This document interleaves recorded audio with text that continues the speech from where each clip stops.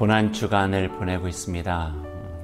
오늘은 성금요일, 예수 그리스도께서 십자가에 달려 돌아가신 날을 우리가 마음으로 기리고 기억하면서 귀한 또 하루를 맞이하게 됩니다. 오늘 본문의 말씀은 민수기서 35장 9절에서 15절 말씀까지입니다. 제가 오늘의 말씀 봉독해 드리겠습니다. 여호와께서 또 모세에게 말씀하여 이르시되 이스라엘 자손에게 말하여 그들에게 이르라. 너희가 요단강을 건너 가나안 땅에 들어가거든 너희를 위하여 성읍을 도피성으로 정하여 부지 중에 살인한 자가 그리로 피하게 하라. 이는 너희가 복수할 자에게서 도피하는 성을 삼아 살인자가 회중 앞에 서서 판결을 받기까지 죽지 않게 하기 위함이니라.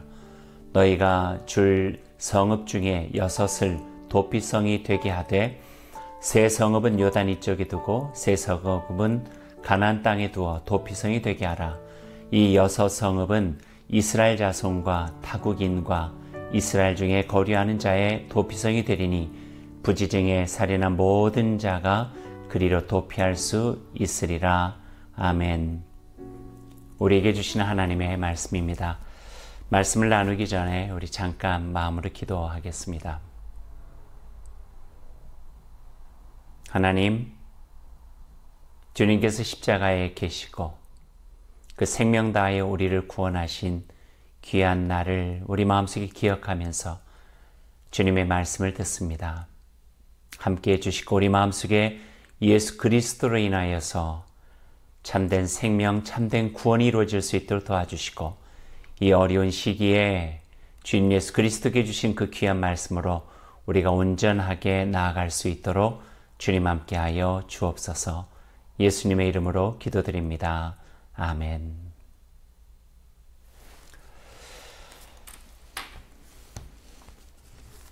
성금요일입니다. 평소 같으면 성금요일 우리가 함께 모여서 예수님께서 십자가에서 있는 힘을 다해서 말씀하신 7마디 가상 7언을 같이 되새기면서 주님을 생각하고 그분이 남기신 그 말씀의 뜻을 우리 마음을 다시 한번 새겼을 텐데, 금년에는 여러 가지 상황으로 인해서 우리가 함께 모여서 예배드리지 못하고 각기 있는 곳에서 따로 또 같이 홀로 그러지만 우리의 마음을 하나가 되어 하나님께 예배드리게 되었습니다.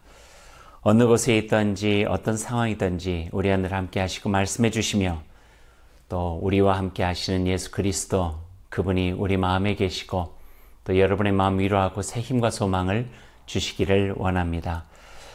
의미를 알고 나면 더욱더 좋아지는 것들이 있습니다.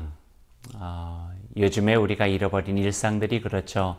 참 소중했던 것인데 일상으로 늘 우리 곁에 있었기 때문에 그렇게 소중한지 모르고 살았던 것들이 있었죠. 요즘은 더 그것이 하나하나 새롭게 와 닿고 있습니다. 작게만 보이고 그저 스쳐 지나갔던 것들이 그 안에 담겨져 있는 의미를 알게 되면서 더 소중해지는 것들입니다. 그저 지나쳤는데 그 안에 담긴 의미를 알게 되니까 얼마나 소중하고 또 우리 안에 귀했던가 하는 것을 알게 되는 것이죠. 그 중에 하나가 하나님의 말씀입니다.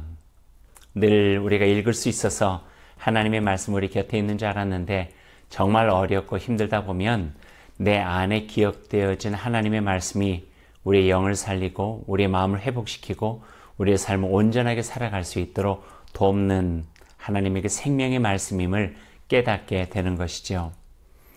시편 23편 온 인류가, 온 세계 사람들이 다 좋아하는 말씀입니다. 여호와는 나의 목자시니 내게 부족함이 없으리로다.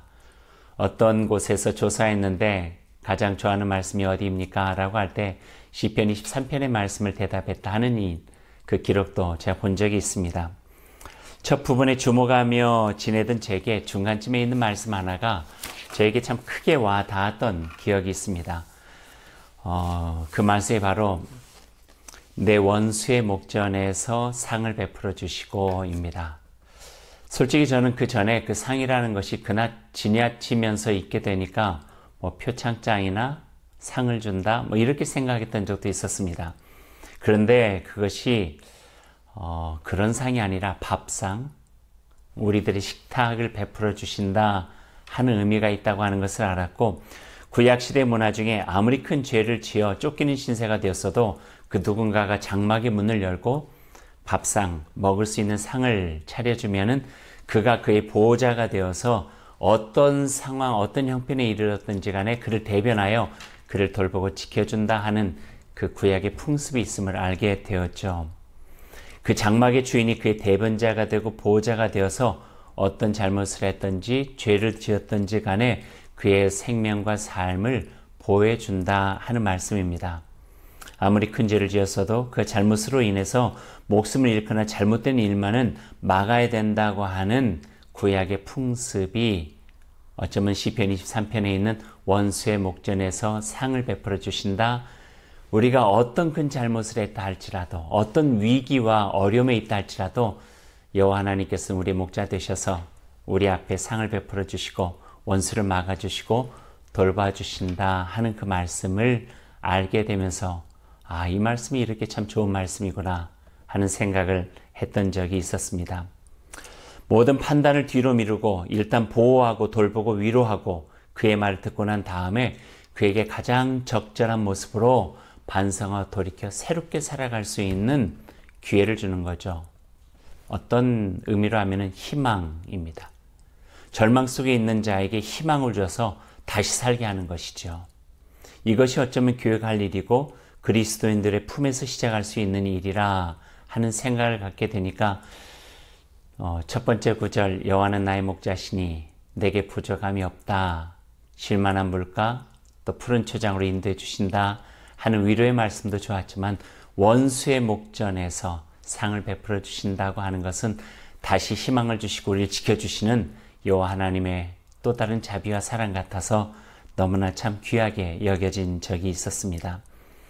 저는 그 말씀을 생각할 때마다 복음서에서 나오는 모질게 하고 떠났다가 다시 돌아오는 두 번째 아들을 다시 안아주시고 품에 맞이해 주시는 아버지 하나님의 모습을 떠올리곤 했습니다. 묻지 않으셨죠? 너 왜 그렇게 했니? 너 그러고도 무슨 그 볼 낯짝이 있어서 나한테로 돌아오는 거니? 네가 잘못을 너는 깨닫고 다시 돌아온 거냐? 네 잘못을 네가 알아? 라고 꾸짖지 아니하시고 잘 왔다.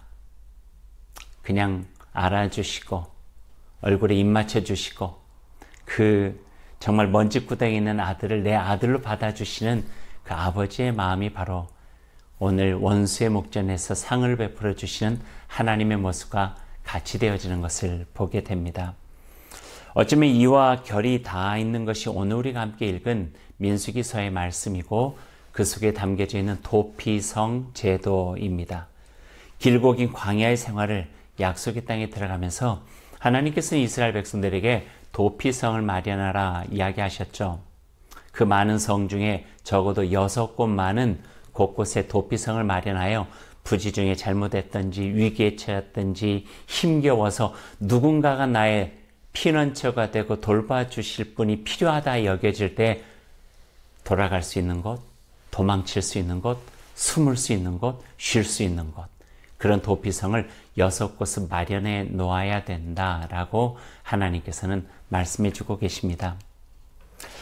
도피성이라고 하는 이름이 갖고 있는 의미처럼 피할 곳입니다. 삶이 힘겹고 어처구니 없는 일을 당하고 자신의 잘못 때문에 목숨이 경각에 다쳤을 때에도 도피할 수 있는 곳, 그곳입니다. 어머니의 품을 닮은 곳이겠죠.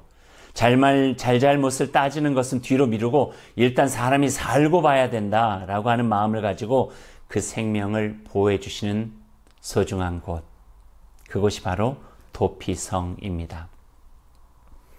코로나19 때문에 너무나도 어렵고 힘들고 배쳐가고 입국을 막고 우리만 살겠다고 할 때 며칠 전에 참 마음에 와닿는 기사를 보았습니다. 포르투갈에서 코로나19로 인해 불안하고 힘겨워할 불법 체류자들이나 난민들을 이 전염병이 지나갈 때까지 임시 시민권을 주어서 치료하고 국민들과 똑같은 혜택을 받게 했다 하는 그 기록을 본 적이 있었습니다. 정말 좋았어요. 그 마음이 다 따뜻하고 훈훈해졌어요. 선거를 앞두고 코로나19로 인해서 다들 힘겨움에도 불구하고 갖은 험담 다하면서 사람들을 끌어내리려고 하는 풍토 속에서 박사방, N번방 해가며 인간의 말초적 탐욕을 채우려 인권, 생명 다 무시하는 이때에 누군가를 선함으로 대하고 마음에 감동을 주는 이 이야기들이 있다고 하는 것이 얼마나 좋았는지 모릅니다. 주님 우리의 피난처 되십니다. 힘겨운 마음, 어려운 마음, 답답한 마음 쉴 수 있는 곳이죠. 하나님께서는 우리의 도피생이 되어집니다. 어느 한 곳에다 마음 둘 수 없을 때, 좌우 사방 다 우겨쌈을 당했을 때에 우리가 아버지 이름 부르면서, 하나님 이름 부르면서 돌아갈 수 있는 곳, 보호받을 수 있는 곳, 우리 마음이 위로받을 수 있는 곳, 위안을 받을 수 있는 곳, 바로 여호와 하나님의 품입니다. 그래서 우리는 어떤 상황에 처하든지 이렇게 하나님께 기도드릴 수 있는 거죠. 주여 자비를 베풀어 주옵소서. 키리에 엘레이송, 주여 자비를 베풀어 주옵소서. 우리에게 자비를 베풀어 주시고 다시 시작할 수 있는 희망을 허락하여 주옵소서. 모든 것 묻지 아니하시고 우리를 품에 안아주시고 새롭게 회복시키시고 치유해 주시고 다시 살게 하시는 하나님의 은혜를 경험하는 곳, 도피성과 같은 곳, 그것이 바로 하나님의 품입니다. 하나님께서 모세를 통해서 오늘 말씀처럼 6개 도피성 세우라 하셨는데 그 6개 도피성 이름이 각각 참 특별한 의미를 가지고 있는 것을 보게 됩니다. 도피성의 이름 속에 그 뜻들을 살펴보면 이렇습니다. 첫 번째, 가데스라고 하는 것은 주님이 계시는 거룩한 곳이다. 세겜이라고 하는 성의 이름은 세상을 이길 능력 있는 곳이다. 헤브론은 주님과 친밀한 사귐과 교제를 다니고 주님께서 친구가 되어주시는 곳이다. 베셀은 주님 곁에서 누리는 안식과 평안함을 누릴 수 있는 곳. 길르앗 라못은 하나님의 영광을 드릴 수 있는 곳.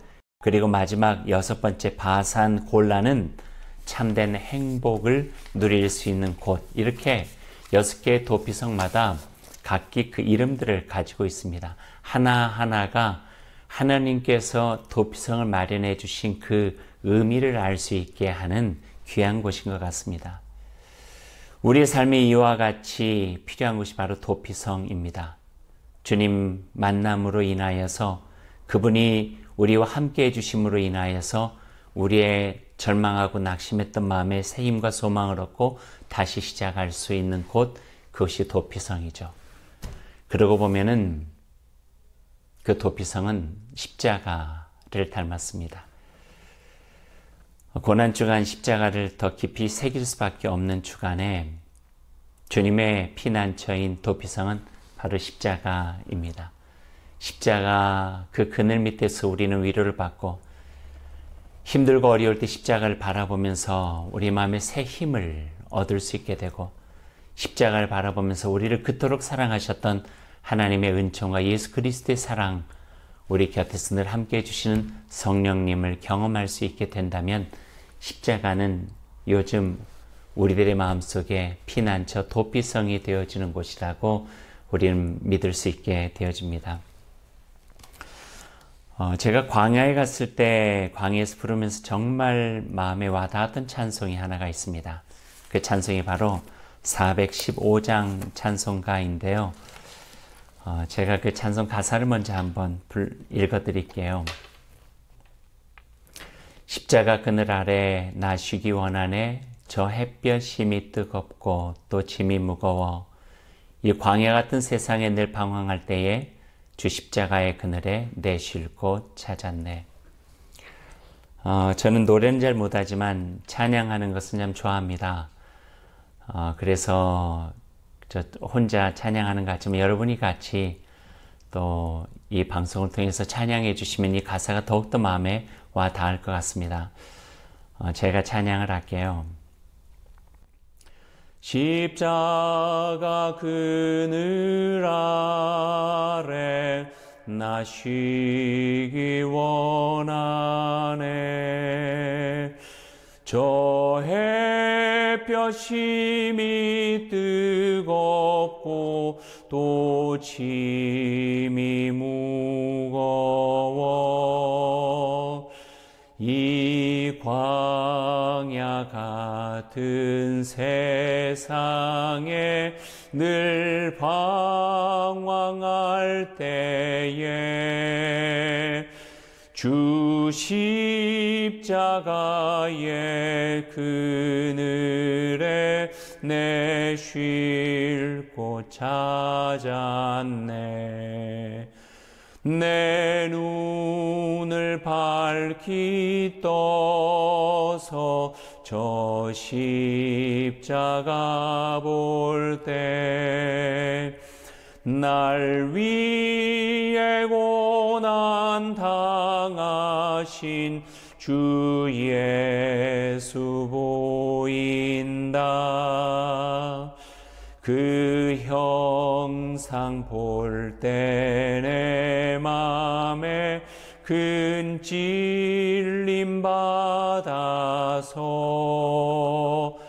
그 사랑 감당 못하여 눈물만 흘리네. 십자가 그늘에서 나 길이 살겠네. 나 사모하는 광채는 주 얼굴뿐이라. 이 세상 나를 버려도 나 두려움 없네. 내 한량 없는 영광은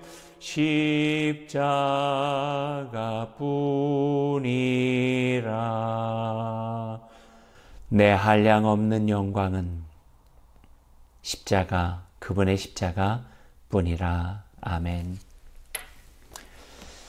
이제 말씀을 맺으면서 이야기 하나 들려드리죠. 시골에서 목회하시는 한 목사님의 아내가 어느 날 봄 볕을 쬐기 위해 마당에 나갔다가 언 땅을 뚫고 나온 새싹 하나를 보았습니다. 1965년생 민형자 사모님, 그분의 책을 통해서 이렇게 이야기를 합니다. 37살 여름에 유방암 진단받고 짧지 않은 겨울 같은 투병 중에 본 새싹은 하나님이 자신에게 보내주신 마치 희망의 편지와도 같았다. 그러면서 이런 시를 지었습니다. 시의 제목은 새싹. 지난 겨울 다 죽은 듯 고요했었습니다. 얼어붙은 땅 위엔 아무것도 없는 듯합니다. 어느 날 아침 죽어버린 듯 허망한 땅 속에서 오래전부터 땅 밑 꿈틀거림이 솟구쳐 하나 둘 생명 있는 것들이 되어 올라옵니다. 뾰족한 새싹이 드디어 마른 땅 뚫고 고개를 내밀기 시작했습니다. 어찌나 힘들었는지 빨간 얼굴이 아직도 화끈거리는 모양입니다. 어떻게 추운 겨울을 한 줌 흙만 덮고서 죽은 듯 참고 이겨냈을까 생각하니 대견하고, 혹독한 겨울을 이기고 용케도 살아났다 생각하니 가슴이 떨립니다. 그렇게 올라온 새싹을 보니 죽음을 이기신 우리 예수님 같습니다. 그렇게 올라온 새싹을 보니 죽음을 이기신 우리 예수님 같습니다. 주여, 이 몸에 저에게도 봄 생명의 기운을 주셔서 허망한 땅 뚫고 나온 새싹 같게 하옵소서. 아멘. 지금 그 민영자 사모님은 새싹이 아니라 마치 레바논의 백악목과 같은 건강함으로 잘 지내고 계십니다. 고난주간입니다. 고난을 통해서 인자가 영광을 받아야 함을 모르느냐. 십자가는 저주의 상징이고 죽음의 상징이지만 죽음의 문을 열어 제치고 부활의 신새벽을 맞이한 예수 그리스도의 상징이기도 합니다. 희망은 절망 속에서 꿈꿀 수 있는 것처럼 십자가는 그 곁에 있는 우리에게 다시금 새로운 생명으로 희망으로 우리에게 다가오고 있습니다. 사랑하는 여러분, 코로나19로 인해서 염려도 많고 불안하기도 합니다. 온갖 소식들은 우리의 마음을 어둡게 만들기만 합니다. 그러나 이 어둠 속에서 우리가 맞이하는 고난주간과 십자가의 빛은 어둠을 밝히신 하나님의 은혜요 희망이며 예수 그리스도 그분의 이름으로 모든 걸 이겨낼 수 있다고 하는 참된 소망을 허락해 주시는 상징이 되어집니다. 오늘 성금요일 십자가 예수 그리스도 그분의 은총과 자비 새롭게 우리에게 주시는 소망, 그 모든 것을 여러분의 마음에 담고 미래 속에 함께 하실 하나님의 은혜를 꿈꾸며 주님 예수 그리스도와 함께 이 세상의 부활의 신새벽을 맞이하는 참된 소망의 날이 될 수 있기를 간절히 원합니다. 주님께서 여러분의 삶 가운데, 일터 가운데, 절망과 위기 어려움 가운데 함께 해주시고 은혜와 사랑과 소망으로 더불어 함께 해주시기를 간절히 원합니다.